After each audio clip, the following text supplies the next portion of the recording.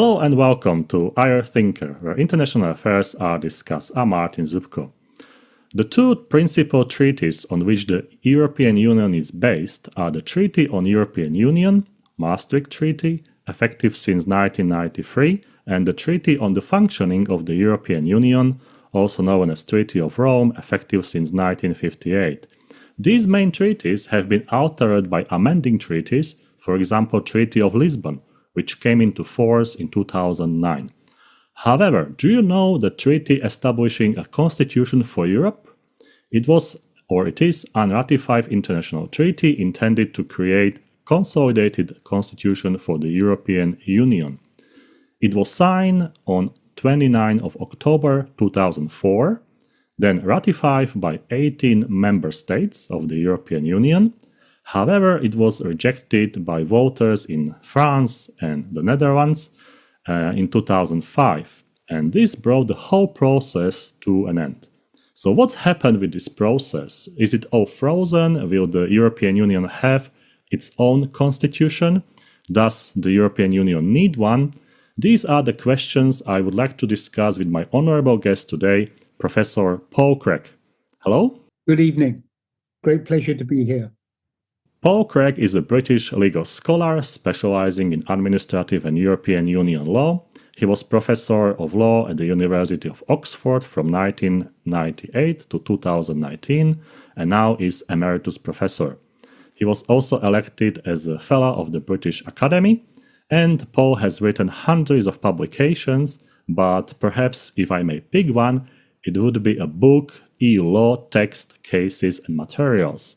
Together with co-author Brian de Burka, they develop a fascinating publication about the EU law, and it's often presented as a textbook for students. So Paul is our guest today, and I'm very happy that he accepted the invitation.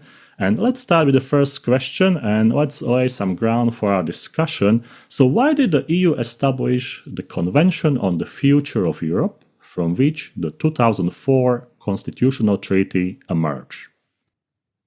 Okay, it's a really fascinating question. It's a great question. To understand it without getting too detailed, one does nonetheless need to roll back in time a little. So the best way to understand the emergence of the Convention on the Future of Europe is to place it in context. And the context was this. Up until after the Rome Treaty, the original founding Rome Treaty, there was a gap of about 30-odd years before major treaty reform. There was some treaty reform, but major treaty reform didn't happen until the Single European Act in 86. But then after that, the EU was almost in a perpetual state of treaty revision. 86, we had the Single European Act. Early 90s, we had the Maastricht Treaty, which introduced the foundations for economic and monetary union, as well as many other changes. Then in the mid-90s, we had the Amsterdam Treaty, and then finally at the turn of the new millennium, we had the Nice Treaty. Okay, so almost every 4 years, there was a new treaty. So what happened then is that the Nice Treaty was a rather bad-tempered affair. The leaders squabbled over a number of different things. And in addition, they didn't have time to sort out some of the key issues that they felt that they needed to sort out. So there was a declaration attached to the Nice Treaty. It was a formal part of the Nice Treaty, but just a declaration at the end of it, in effect, identifying 4 issues. And I'll say what the issues were in a moment, but 4 issues. And the assumption was that those 4 issues would then be addressed at the next intergovernmental conference, which would lead to another treaty reform in about 4 years' time, in about 2004. The four issues which were identified in the Nice Declaration were the division of competence between the member states and the EU, the status, the legal status of the Charter of Fundamental Rights. The Charter had been drafted in the year 2000. Its status was meant to be decided in the Nice Treaty, but it never happened. So that was held over. Two other issues. One was the simplification of the treaties. And then the other issue, the fourth issue, was the role of national parliaments in the decision-making structure in the EU. Four issues. I repeat, the assumption immediately after Nice was that, and the Nice Treaty, it happens at the end of December 2000. So the assumption was that those four issues would be the issues and the sole issues which would be discussed and form the basis of a new treaty. And the assumption initially was that that new treaty would be drafted in the same way as every other treaty. There would be what was known in the jargon of the trade as an intergovernmental conference. This is a conference where you have the representatives of the member states and only the representatives of member states, plus the Commission and the Parliament, looking in. But it was very much a member state-dominated process. Then what happened is things started to shift in the calendar year of 2000. And in the calendar year of 2000, two really interesting things happened. On the one hand, in substantive terms, the players, the key players, I'll say who they were. The key players were the European Council, the Commission, the Parliament, and certain key member states. They all started thinking along roughly the same lines. In substantive terms, they started thinking that those four issues identified in Nice were not discrete. They weren't completely separate. They raised broader issues about the functioning of the EU, and that any future reform, the next stage of reform, should not be limited to those four discrete issues. They spilled over and raised broader concerns about where the EU was going, what it should be doing, etc. And there were important documents and discussions in the European Council, in the Commission, and in the Parliament, all converging on that same substantive position. Okay? Then what happened in tandem with that was the feeling that if the substantive remit of the discussion was going to be broadened in that way, if it was going to be broadened in that way, then there ought to be a different decision-making mechanism. The decision-making mechanism should be more inclusive. It shouldn't be just the member states per se dominating the reform discussions. So you had these two developments in the calendar year 2000, 2001 occurring. Increase the substantive breadth of the discussion. As a consequence, change the procedure, the format of the discussion to make it more inclusive. So what did the more inclusive mode look like? the more inclusive mode looked like, or what they drew on, was the lesson from the procedure used to draft the Charter of Fundamental Rights. The procedure used to draft the Charter of Fundamental Rights was more inclusive, more participatory, more open than the procedure used in traditional treaty reform. So in effect, rather than reinventing the wheel, they copied the wheel, if I can put it that way. They copied the idea. It wasn't exactly the same. And they set up a convention on the future of Europe, which began work the beginning of 2002, okay? Began work in 2002.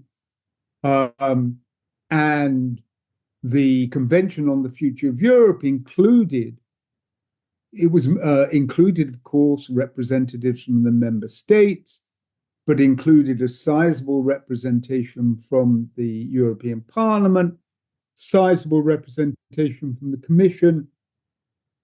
It included representatives from aspiring member states who didn't have voting rights but could participate, but also interest groups could gain access to documents and participate in the debates in the convention.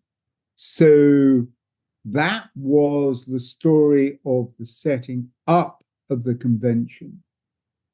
But there is a related, but completely, well, not completely, there's a related story about the emergence of the constitutional treaty. Because what's really, really, really important to understand, is that even though the Convention on the Future of Europe was established with this broad and substantive remit, more participatory format, there was absolutely no guarantee, and indeed, amongst many people, no expectation that it would produce a formal treaty. Many people expected it just to be a high-level talking shop that produced some nice ideas and fine-sounding words, but nothing more. So if you want me to, Martin, I'm very happy to tell you about how and why a treaty emerged at all. That would be absolutely fantastic, because when you say convention, we usually understand this as a high-level talking. But when it comes to outcomes, that's sort of interesting process, how it blends together the talking, writing, drafting, and then the final outcome. So I think that would be quite useful and beneficial. So let's imagine we're back in 2002, beginning of the Convention on the Future of Europe. It's just begun. But the outcome is not preordained. And as I said, if you had taken a vote, actual or notional, amongst the member states at the outset of the convention, amongst the important players, I don't think they would have imagined that it was going to produce a constitutional treaty at that stage. So what happened? So the convention is set up. It's chaired by the ex-French President Giscard d'Estaing. It's got Jean-Luc Dehaene and Giuliano Amato as the vice presidents. Powerful team. They set up a praesidium, which is like the executive body within the convention. Okay, so it gets going. They decide on a three-part strategy or format. One is what was called the listening phase, secondly, a working phase, and thirdly, a concluding phase. But it wasn't clear what the concluding phase would be. In effect, the listening phase wasn't very long.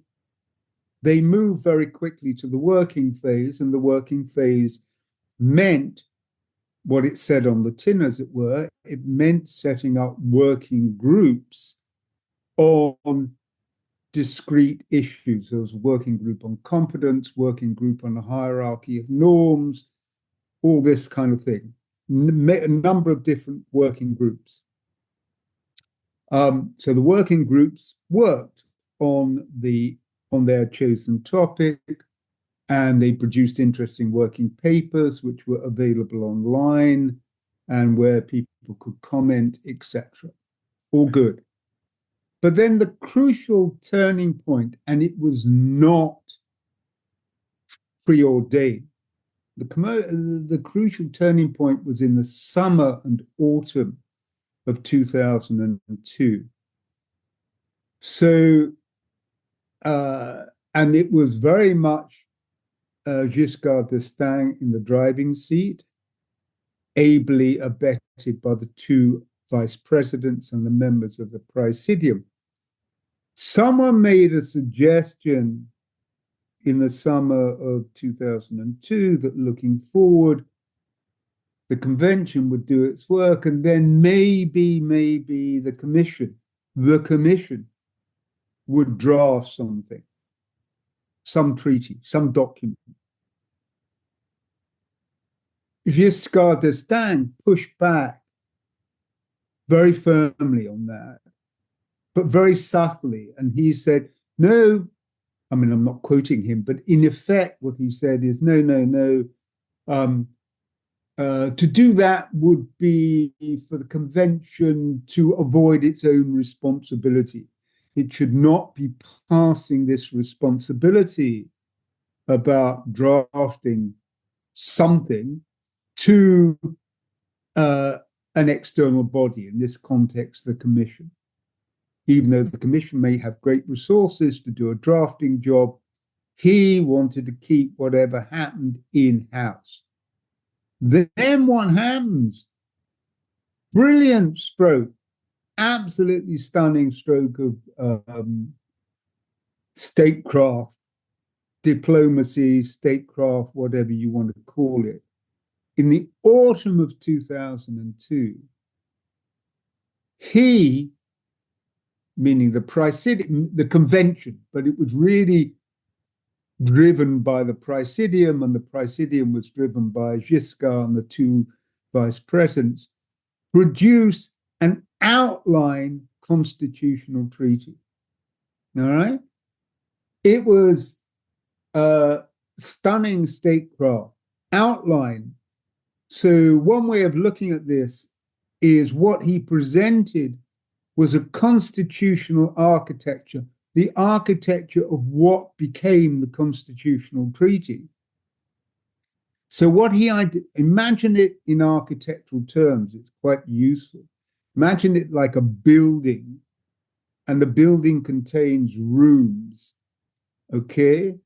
So he already had the idea that this building would have three main parts to it: an introductory part which dealt with constitutional principles, then a second part which dealt with the Charter of Fundamental Rights, a third part which dealt with the main substantive provisions of the treaty, and then a fourth part which dealt with transitional provisions from the old order to the new order. Okay, so what happens is that he presents in the autumn of 2002 this draft constitutional treaty. It was stunning because many of the rooms were bare, in the sense of the content of the division of competence, for example, wasn't yet sorted out. There was a room called division of competence there was a room called hierarchy of norms or different kinds of lawmaking instrument. The details were not yet sorted out. But it was a stunning move because it was a stunning move for two reasons. Internally, it was great for the convention to feel we're getting somewhere, we're doing something. It's not just a talking shop. We are going to produce something real. And externally, everyone started sort of taking a bit more notice, saying, well, maybe they are going to do something. But it also externally got other players in the game accustomed to the idea that they were going to produce something, and it might even be something called a constitutional treaty. So this is in the autumn of 2002. The working groups are still working. As the working groups started producing more concrete results, proposals, which were formulated in terms of possible draft treaty articles, these were, if you like, fed into the rooms of the building. You had a room called competence, so now you could start giving it content with or through the results of the working groups. Okay? That was 2002. Then what happens is this. We shift to 2003, and two crucial things happen. One, the European Council, just to recall for people who may not be aware of this, the European Council is institution of the EU composed of the presidents, prime ministers, heads of state of the different countries. It is politically easily the most prominent body politically because it's got all the heads of government. The convention said, can we have an extension of time to produce our final conclusions? Because the original remit for the convention was that the convention had to deliver whatever it was going to deliver by May, June 2003. The convention, the European Council said, we're not going to extend your deadline. Whatever you give us, you've got to give us by 2003. Okay? So what then happens is this. All the working groups are producing their stuff, and that's fine. That's being fed into the Constitution. But there was a huge issue or set of issues which the working groups did not touch, and that was the institutional division of power. Now, you might ask, well, why weren't there working groups set up on that? And there were no working groups set up on the institutional division of power within the EU because it was felt to be too big an issue to be dealt with by a working group. It could only be dealt with by the plenary session of the convention. And it hadn't been touched, in effect, until 2003.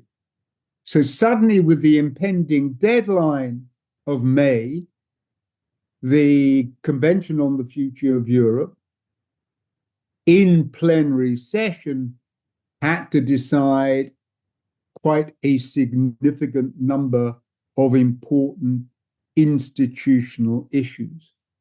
And they did decide those issues. Some of them were very contentious and contestable. So just to give you one example, one of the most prominent examples of a change which did emerge in the Constitutional Treaty, but which was hotly debated. Prior to the Constitutional Treaty and the Lisbon Treaty, prior to that, what happened was that there was a body called the European Council, but the head of the European Council changed every 6 months. Okay? It was just rotated every 6 months. And there was then a division of opinion in the Convention on the Future of Europe. Should we have a longer term president of the European Council, which could ensure some continuity and some expertise, or should we persist with this 6-monthly rotating presidency? And basically, the big member states supported the idea of the longer term presidency, and some of the smaller states supported continuation of the status quo. Anyway, they resolve all those issues after a number of fights, disagreements, and the Presidium really has to drive the conclusions through because it doesn't want to be another talking shop. It wants to produce a treaty which it can give, say, here's a new constitutional treaty. That's a result of our work. And it did. So by May, June 2003, it handed over to the European Council a draft constitutional treaty. I would like to have a follow-up question, Professor Craig, and that's about divisions of strategies, national interests, and all those issues that member states they have. So how is it possible that during the convention they were able to produce a single document? Were there any significant fights, or how was that process at the time? Because nowadays we see many different opinions about key decisions of the European Union. We also have discussion about federalizations of the European Union and national sovereignty of the member states. So from today's perspective, that was a significant achievement in the past. Oh, no, it was. And part of the reason why they managed to do it, which is why I framed the discussion framed the exposition that I just went through. The reason why they managed to do it was partly the timescale. The very fact that the European Council would not extend the remit of the Convention on the Future of Europe beyond May, June 2003, concentrated everyone's minds. And in a sense, it made it easier to broker a deal. So if someone says to you, we have 2 years to discuss this, you will take 2 years to discuss it, and you might not come to any deal at all. If someone says you've got 2 months to discuss this, and if we don't come to a deal, then all of this is going to be wasted, or a lot of this is going to be wasted. It concentrates the minds. Plus the fact that the Convention on the Future of Europe had its own decision-making procedures. They're complicated. The bottom line was that an issue could be brought to a vote in the plenary, all right, usually driven by the Praesidium, the executive body, but not solely by the Praesidium, but usually driven by the Praesidium. So an issue could be brought to the vote, okay? And that's what Giscard and the 2 vice presidents and the Praesidium did. They said, okay, all right, we may have this division of opinion about the future shape and power of the European Council or the size of the Commission. Fine, we've had a debate. We've got to produce an answer. We're going to bring this to a vote. They brought it to a vote. Sometimes a formal vote wasn't required because a consensus emerged. But if a vote was needed, a vote was needed. And I think it was the very fact that time was limited meant that it concentrated minds, and it meant that they could produce a coherent document. What was the role of external actors? Because the constitution is such a significant document and the process.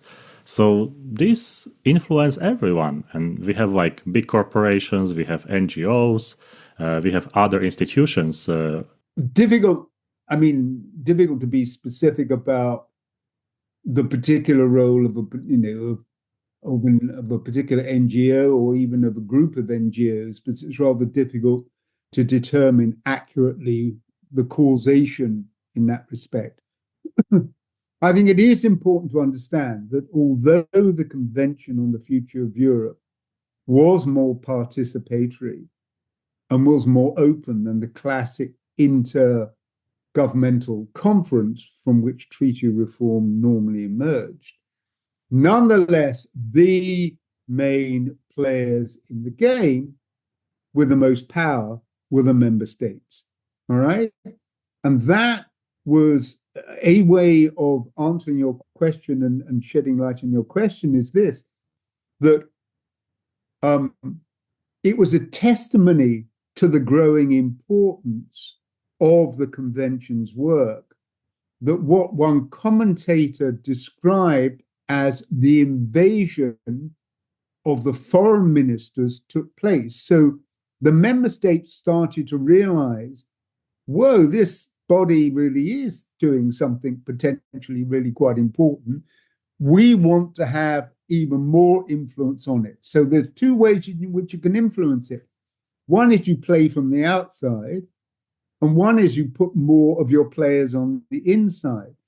So what happened was that big states like Germany, their foreign minister, Joschka Fischer, joined the convention. France, Dominique de Villepin, joined the convention as players on the inside.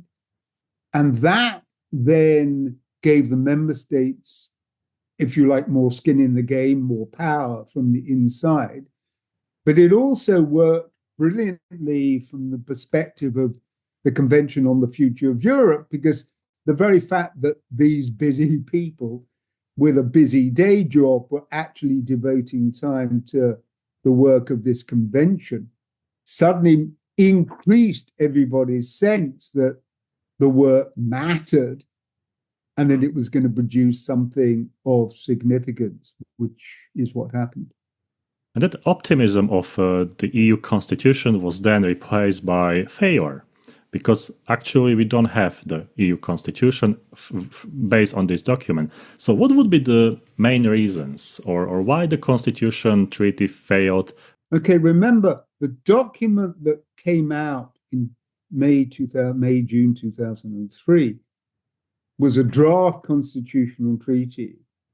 Its status in legal terms, it didn't have any formal legal status. What happened was that the Convention on the Future of Europe gave this document to the principal regular institutions in the EU. In particular, of particular importance was the European Council. So they get the formal document, the draft constitutional treaty. Then what happens is that they discuss so they go into intergovernmental conference mode themselves, and they discuss the draft constitutional treaty. Okay? So the second half of 2003 and the beginning of 2004 were taken up with deliberations by the member states themselves within the without anybody else, as it were, primarily within the European Council, about the document, the draft constitutional treaty, which had been handed to them. They tinkered with it, all right? They tinkered with it. They made some changes, not that many, all right? Finally, I mean, I'm skating over a wealth of detail. Finally, they produce that they're happy with a document which they can agree on, which, as I said, was still pretty much like the document which emerged from the Convention on the Future of Europe. It had some relatively minor changes, but in order for that document to be ratified, it had to be accepted by each of the member states in accordance with their own constitutional requirements for ratification of any new treaty. So that's what the existing treaties provided, that if you want to amend the existing treaties, any amendment, small or large, pretty much had to be presented on the basis of each of the member states agreeing in accordance with their own constitutional requirements as agreeing to the new treaty. Now, so this is mid 2004. Everyone assumes at the time that the UK is going to be the one that's going to create a problem, because the UK had already said that there were certain things that it was a bit unhappy with, and that it might try and secure an opt-out or whatever. But what was happening was that there was no fixed date on which all of the member states would seek to ratify the treaty in accordance with their own constitutional requirements. So the ratification process happened at different times in different member states. And as I said, everyone assumed that the UK would be the problem child, as it were. But it wasn't the case, because although the ratification process worked relatively smoothly in many member states, two countries, France, as you said at the beginning, France and the Netherlands both rejected the new treaty. Now, again, there's a wealth of literature on this, as with everything else. There's a wealth of literature about why they rejected it. The bottom line is as follows. The reasons were pretty different in France and in the Netherlands for the rejection. The one commonality between them is that the rejection had almost nothing to do with the content of the constitutional treaty. This was the rejection of the constitutional treaty was either a form of expressing dislike or distrust with their own national government at the time, and or expressing some unease with the more general impact of the EU, okay, on national politics.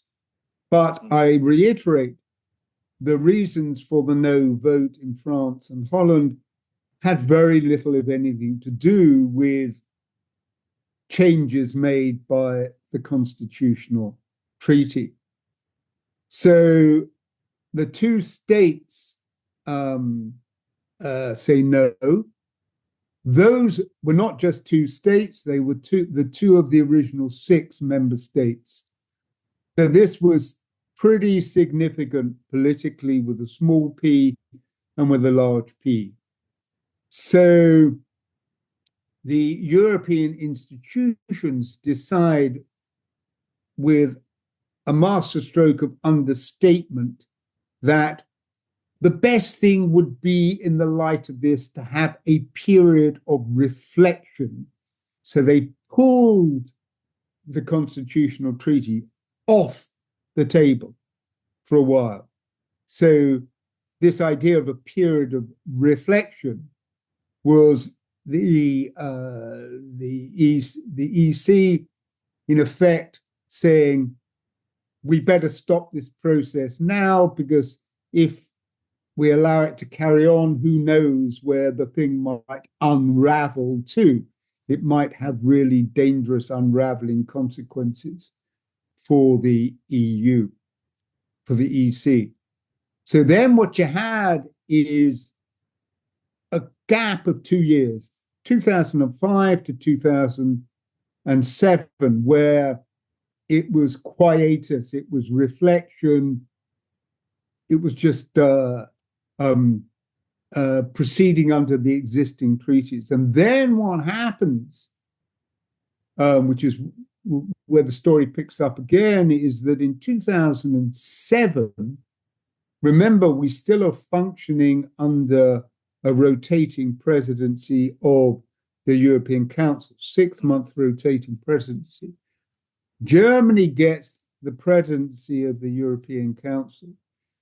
And Germany, being Germany, and everyone trusts it, the Commission and the Parliament say, well, look, Germany, see if you can kickstart, use something from this draft constitutional treaty and see if we can salvage something. And Germany, to its credit, did a great job in that 6-month period. In effect, it went round. It had bilaterals with each of the other member states and said, okay, what is it that you can't live with in this constitutional treaty? What's troubling you? Okay. And it went round and conducted a number of these bilaterals. And as a result, it came back with proposals which said, in effect, this: we need to drop the word constitution because some states don't like the word constitution. We need to drop certain other words which are regarded as too federal-like. So having a minister for foreign affairs, which was one of the proposals in the constitutional treaty, that name was regarded as too sort of federal, state-like. So they changed the name. The word law and lawmaking was dropped, and we kept regulation, decision, directive. All those things got changed. But then, but they were actually really just pretty cosmetic changes. And then what happens is that initially, this was called the Reform Treaty, 2007. The rebirth of the Constitutional Treaty was called the Reform Treaty. Then Portugal has the leadership presidency of the European Council, and it's quite keen to have its name on any new treaty. You had the Rome Treaty, the Maastricht Treaty. So during their presidency in 2009, they'll say, well, we can have the Lisbon Treaty if we can get this signed and sealed and delivered. And that's what happened. And the reality then is this: we end up with two constituent treaties which form the Lisbon Treaty. One is the Treaty of European Union, and the other is the Treaty on the Functioning of European Union. Okay? I'll say a bit more in a moment about that architecture. But what's really important to understand is this. Pretty much everything new in the Lisbon Treaty, and there's quite a lot new, is taken from the Constitutional Treaty. Okay? Pretty much everything new is taken. And when I say taken, I mean, in effect, copy and pasted across to the Lisbon Treaty. Why?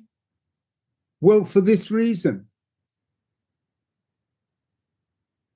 The member states had no desire to reopen Pandora's box all over again. And another way of putting that, if that's not clear, is as follows.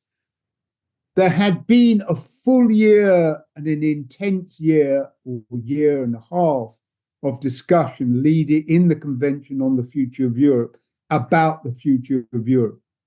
They had discussed in working groups, they had discussed in plenary sessions, many of the really important outstanding issues about the nature of Europe, the power of the institutions versus the member states, all that kind of thing.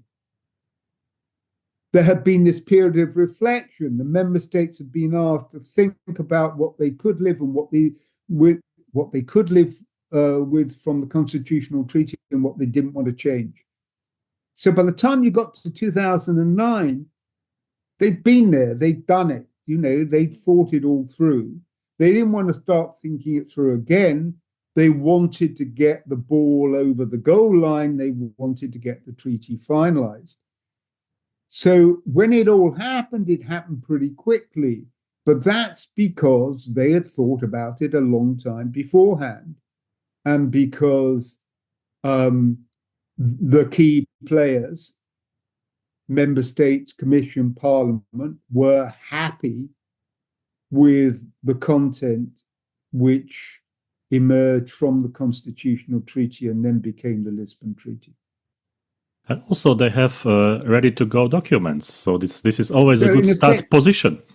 Yeah. They had in effect a ready-to-go document.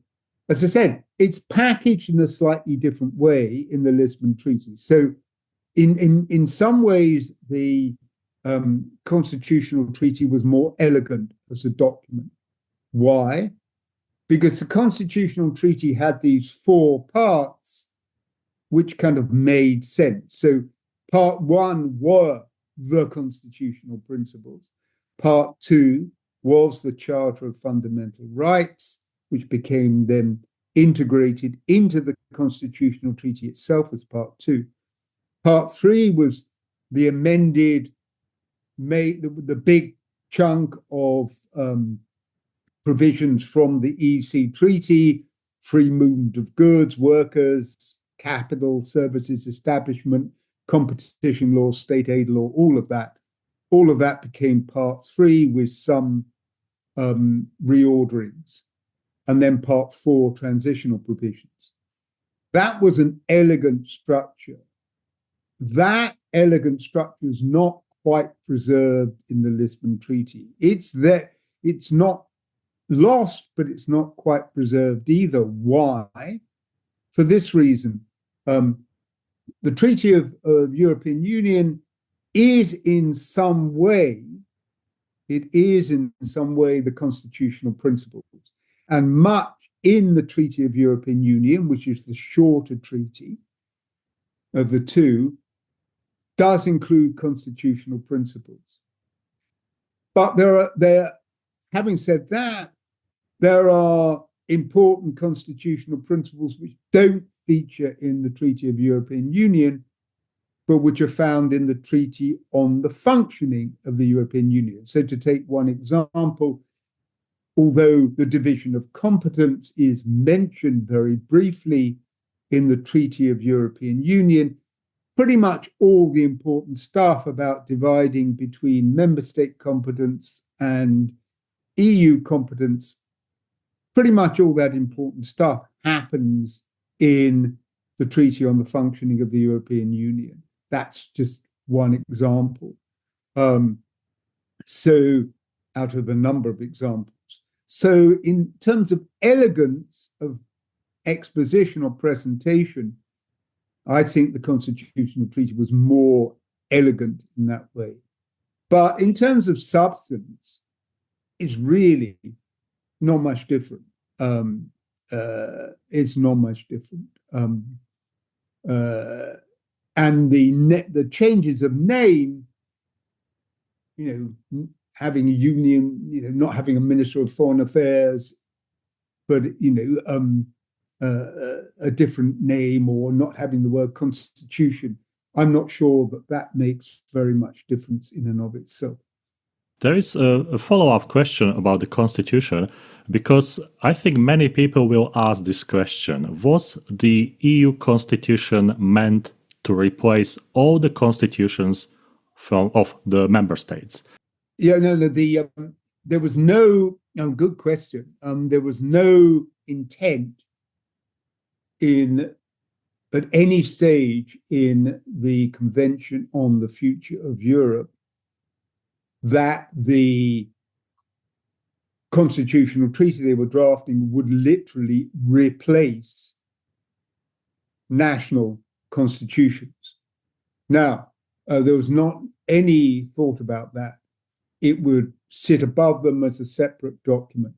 Now, having said that, one clause, and I should have mentioned this earlier, one clause which did exist in the Constitutional Treaty, which was not carried over, which is indirectly relevant to your question, was the clause on primacy.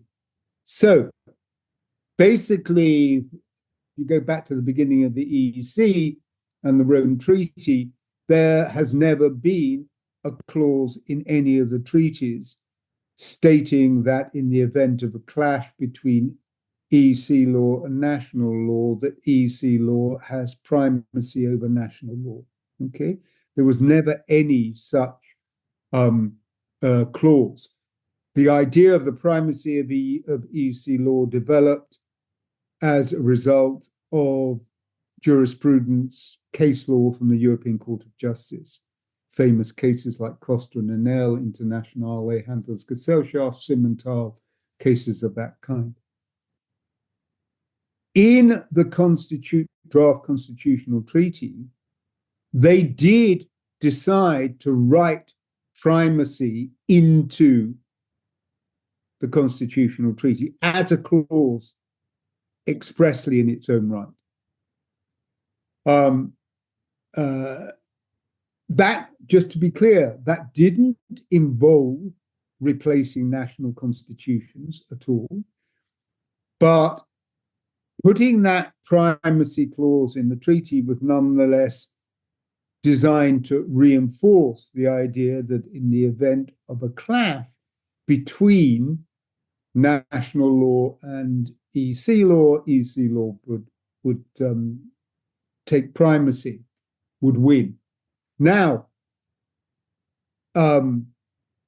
that clause was dropped in Lisbon. It was never carried across.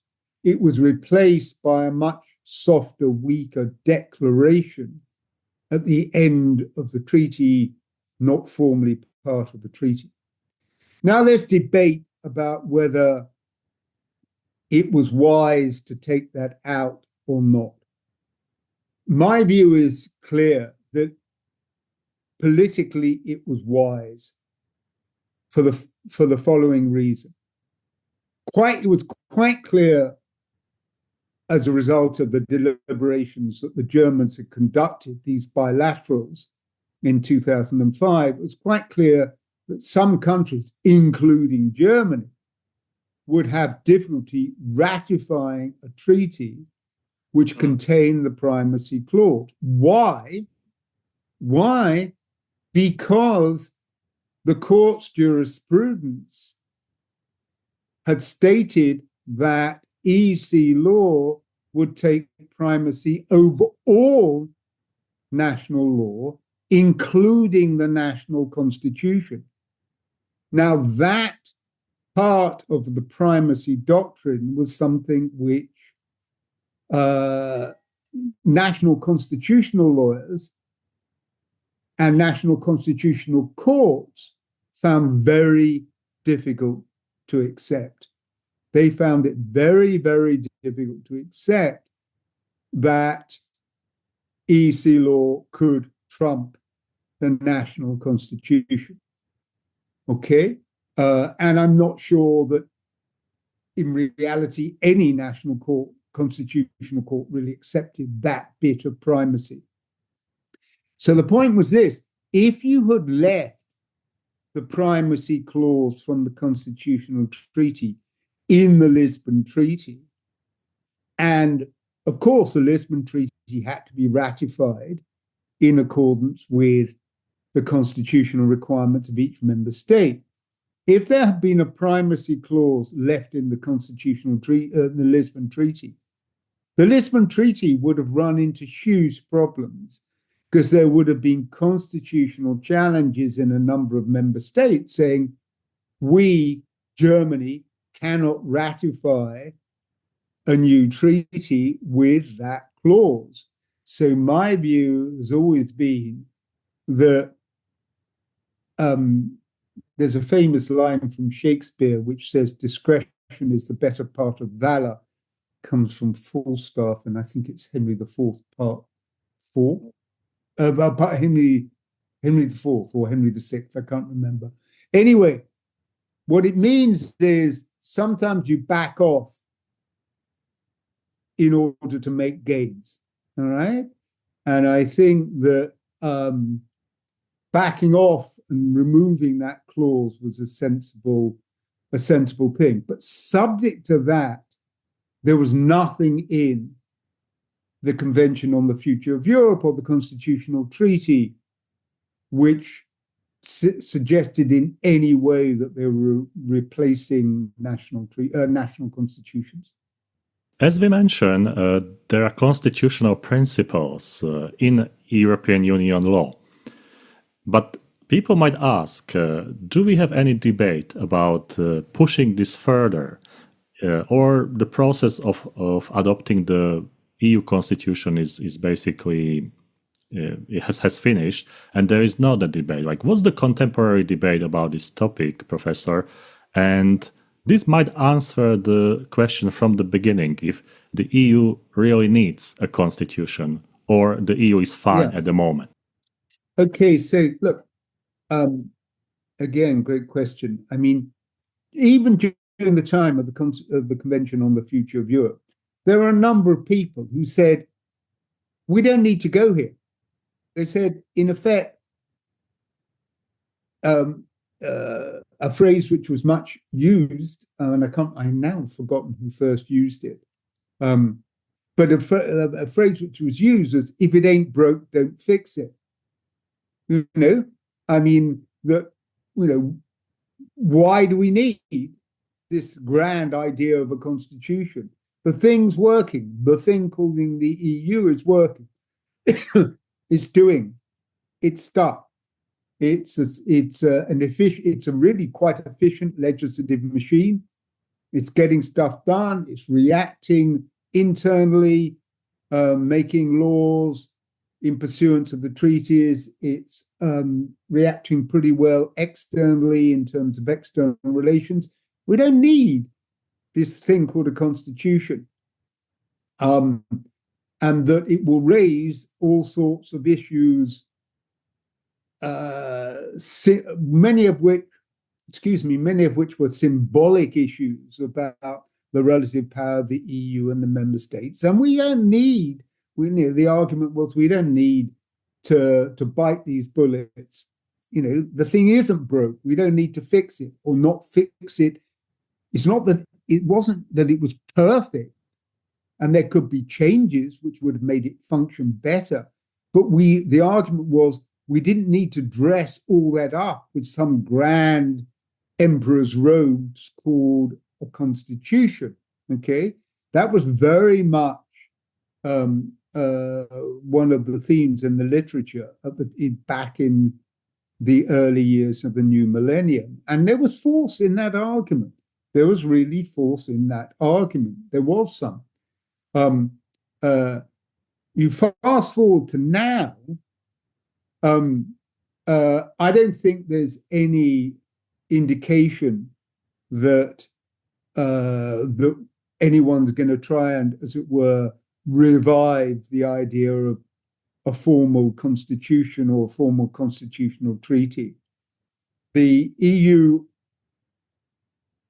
has been, I mean, that's for a number of reasons. One is that it's very difficult to get, it was difficult enough getting agreement when you have 15 states. When you have 27 states, all of whom you have to get on board, it becomes even more difficult. So that's one reason it's not going to happen. And the second reason it's not going to happen is that the EU has had other things to worry about. Okay? Remember, big things. Immediately after Lisbon, when everyone hoped that things would quieten down and they could just let the new treaty bed down, we had the financial crisis. Financial crisis was not caused by the EU, but it had effects on the EU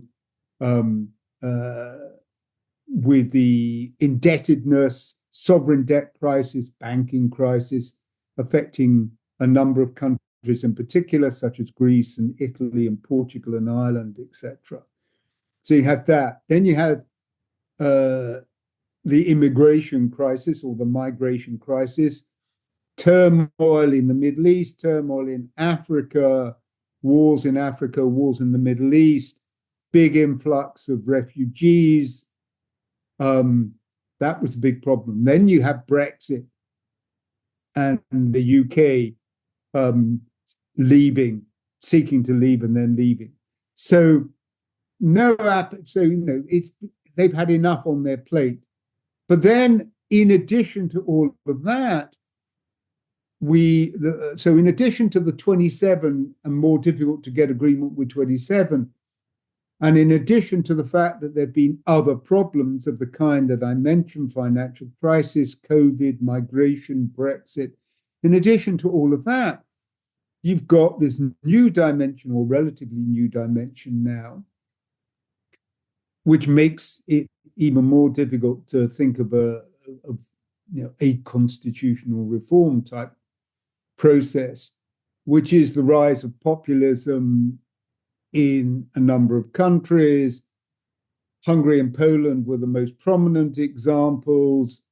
Poland has now had a change of government, but for a number of years, Poland and Hungary had governments which, there's a huge literature on this about democratic backsliding, about authoritarian populism, huge literature on all of that. And there have been, hints of similar problems in other countries, including Romania, etc. So, no, there's no chance, I think, of grand constitutional reform happening anytime in the foreseeable future. Right. The last question for today's interview, Professor Craig.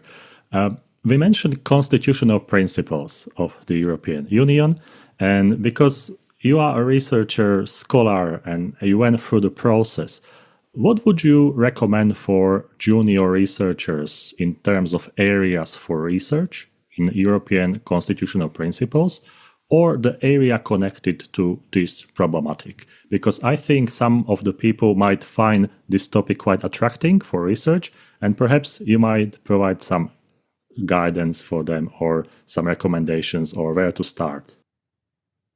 Well, I mean, the thing about EU law or EU law and politics, or however you want to put it, one of the things about it is it's always, and part of the reason it's so stimulating as an area to be in, is that actually it's always attracted a terrific body of researchers, partly because naturally, you've got researchers from 27 different countries, all of which will teach EU law, and you'll have EU law scholars in those countries, but not only in those countries. There are wonderful EU law scholars in other countries like the States, Canada, etc., and other countries as well.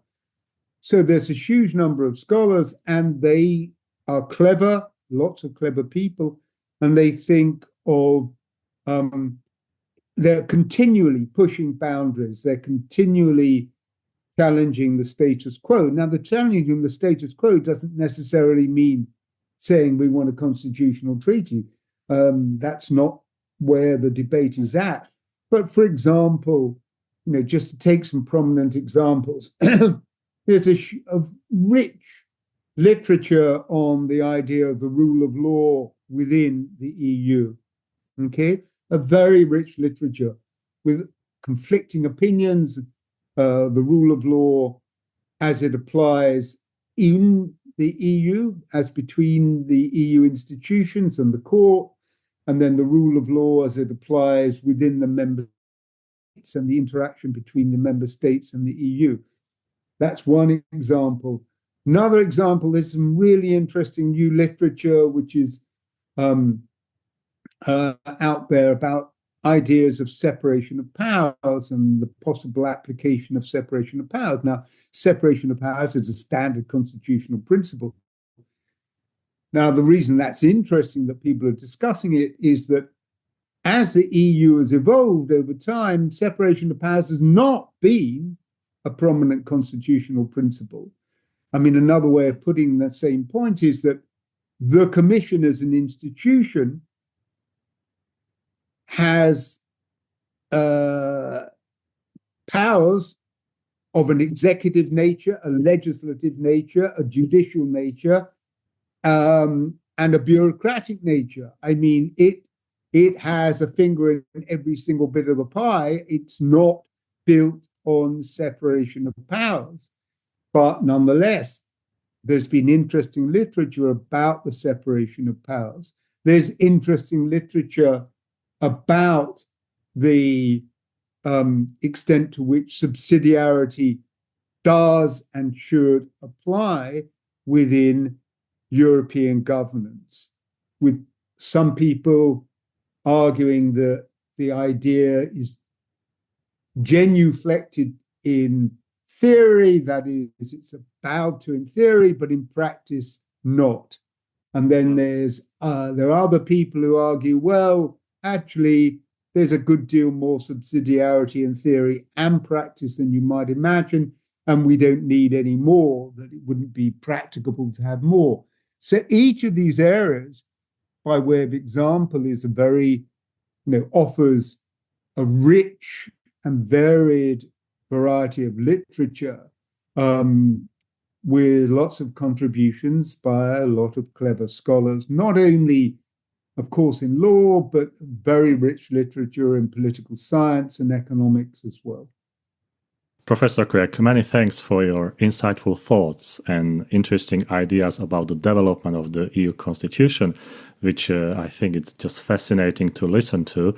And I'm very happy that you also described few areas for the research, because I always support not only research in particular area, but also interdisciplinary research. And the EU Constitution is a very interesting topic also for scholars of political science and international relations, which they might find attractive to research and to go through. Because from external point of view, many states are asking, is the EU a state, institution, or what is EU? So therefore, I think this debate might clarify a few steps in better understanding the European Union as a whole. So again, thank you very much for being on IR Thinker, and I appreciate your time and your words for today's episode. You're very welcome. Great pleasure to take part. Thank you.